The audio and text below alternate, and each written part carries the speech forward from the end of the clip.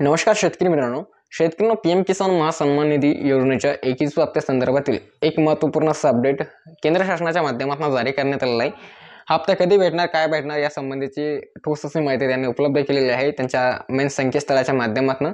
त्याचबरोबर याच्या संदर्भात काही बदल देखील करण्यात आले। आता त्या बदलाच्या माध्यमातून शेतकऱ्यांना काय काय नेमकं त्यांचं व्हेरिफिकेशन पडताळणी वगैरे सर्व काही डॉक्युमेंट्स जे आहे ते काय काय नेमकं काही बदल त्याच्यात करावे लागणार आहे की नाही ते देखील आपण जाणून घ्या।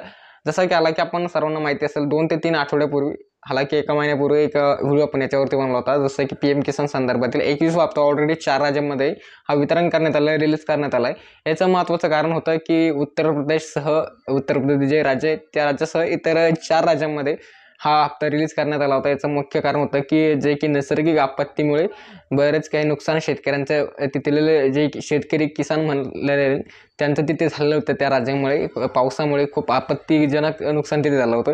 तर त्याच अनुषंगाने एक त्यांना महत्त्वाची मदत म्हणून शासनाने हप्ता रिलीज केलेला होता ऑलरेडी।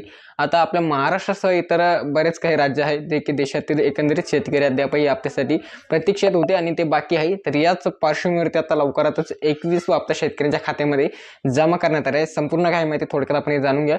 तत्पूर्वी हे देखील एक महत्त्वाचा अपडेट आहे की ऑक्टोबर महिन्याचा हप्ता जे की लाडक्या बहिणीचा ऑक्टोबर महिन्याचा हप्ता जे की याच्या संदर्भातील देखील राज्य शासनाच्या माध्यमातून एक महत्त्वाचा असा शासन निर्णय जाहीर करण्यात आला। याच्या संदर्भातील जो पण काही निधी त्याला देखील मान्यता देण्यात आली आहे, परंतु अद्यापही तो हप्ता लाडक्या बहिणीच्या खात्यामध्ये का आला नाही याचे देखील तुम्हाला कारण मी सांगू इच्छितो। सर्वांना माहिती आहे की राज्य शासनाच्या माध्यमातून 31,680 कोटी रुपयाचं जे काही पॅकेज जाहीर करण्यात आलं आहे त्याची अंमलबजावणी करण्यात सध्याची राज्य मंत्रिमंडळाची तयारी आहे किंवा ते कामकाज त्यांचं सुरू आहे। जसं की अतिवृष्टी अनुदान, त्याचबरोबर सरसकट पीक विमा, काही जिल्ह्यांमध्ये अतिवृष्टी अनुदान जमा झालं तर काही जिल्ह्यांमध्ये अद्यापही जमा झालं नाही। त्याचबरोबर प्रति हेक्टर 17,500 ते 18,000 प्रति हेक्टर प्रमाणे पीक विमा देण्याचे ठरलं होतं बऱ्याच काही पिकांसाठी। तो पीक विमा देखील अद्यापही बहुतांश जिल्ह्यांमध्ये आला नाही। त्याचबरोबर सरसकट जे अतिवृष्टी अनुदान बऱ्याच काही जिल्ह्यांमध्ये घोषित करण्यात आलं होतं, मराठवाड्यातील मुख्य जिल्ह्यांचा समावेश त्याच्यामध्ये होता, तर त्यांना अद्यापही ते आला नाही।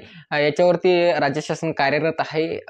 दिवसांदिवस जवळपास येत्या 20 नोव्हेंबर 2025 पर्यंत हे अतिवृष्टी अनुदानासह जे की सरसकट स्वरूपात जो काही पीक विमा त्यांनी ज्या जिल्ह्यासाठी मंजूर करण्यात आला मागील काही शासन निर्णयाच्या माध्यमातून तो जमा करण्याच्या कार्यपथावरती राज्य शासन अद्याप आहे।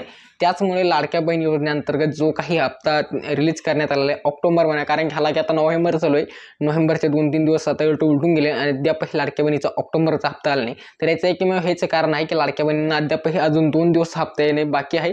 मला तरी वाटतं की पुढील 2 दिवसात तो हप्ता लाडक्या बहिणीच्या खात्यामध्ये जमेल अशी राज्य मंत्रिमंडळाची माहिती। आता पीएम किसान संदर्भात 21व्या हप्त्या संदर्भात जे काही महत्त्वाचं माहिती होती ते आपण इथे जाणून घेणार आहोत। शेतकरी मित्रांनो, तुम्हाला सांगू शकतो की मागील हप्त्याचे आता सर्व काही कालावधी तर पूर्ण झालेला आहे, जे की 4 महिन्याचा कालावधी याला उलटून गेलेला आहे आणि आता जे आहे की 21व्या हप्त्याचा कालावधी ते चालू झालेला आहे। शेतकऱ्यांनो, पीएम किसान संदर्भात 21व्या हप्त्या संदर्भातील अपडेट जाणून घ्यायचं म्हटलं तर केंद्रीय कृषी खात्याच्या माध्यमातून ही माहिती देण्यात आलेली आहे की ऑलरेडी जे 4 राज्य वितरण झाला आणि अद्यापही राहिलेले जे काही संपूर्ण काही स्टेट आहे त्यांच्यामध्ये हप्ता लवकरच रिलीज करण्यात येईल।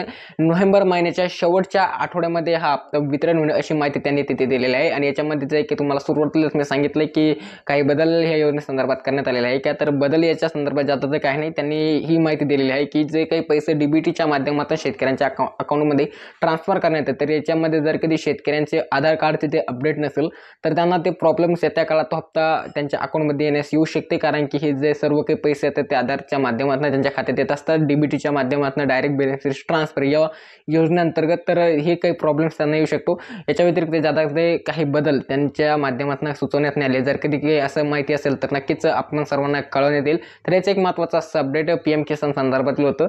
तर व्हिडिओ माहिती पूर्ण वाटली असेल नक्कीच लाईक देखील करू शकता आणि पुढील पण असलेले महत्त्वाचे व्हिडिओज बघण्यासाठी चॅनल देखील तुम्ही नक्कीच सबस्क्राईब देखील करू शकता। तर मिळूया का नवीन व्हिडिओमध्ये, तोपर्यंत खूप खूप धन्यवाद।